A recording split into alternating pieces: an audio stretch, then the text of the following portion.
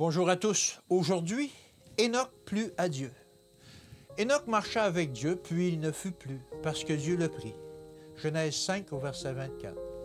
Dieu eut une église lorsque Adam et Ève Dieu eut son Église lorsque Adam et Ève, ainsi que leur fils Abel, acceptèrent et saluèrent avec joie la bonne nouvelle que Jésus était leur Rédempteur.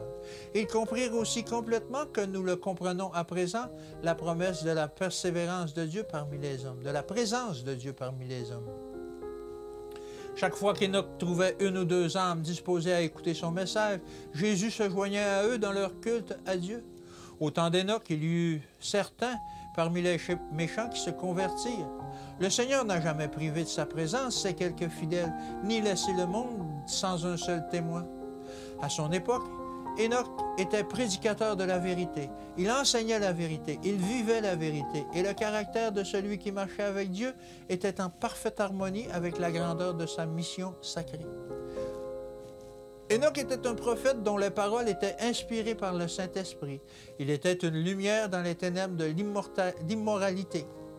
Un homme modèle. Un homme qui marchait avec Dieu, obéissant à la loi de Dieu, cette loi à laquelle Satan avait refusé d'obéir, celle qu'Adam avait transgressée. Abel aussi s'y était soumis. Et cette obéissance avait causé sa mort. Maintenant, Dieu démontrerait à tout l'univers que l'accusation de Satan était fausse et qu'il était possible à l'homme d'observer ses commandements.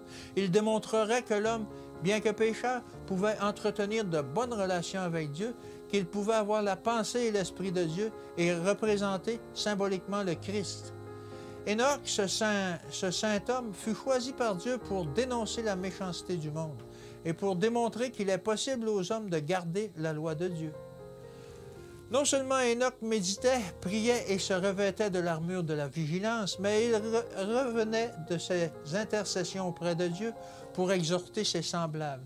Il ne cherchait pas à déguiser la vérité pour obtenir des faveurs auprès des incroyants en négligeant leurs âmes. Ses rapports étroits avec Dieu lui donnaient le courage d'accomplir l'œuvre divine. Hénoch marchait avec Dieu et il avait reçu le témoignage qu'il était agréable à Dieu. Aussi, le privilège de chaque croyant, c'est aussi le privilège de chaque croyant aujourd'hui. L'homme demeure en Dieu et Dieu demeure parmi les hommes. Moi en eux et toi en moi, a dit Jésus.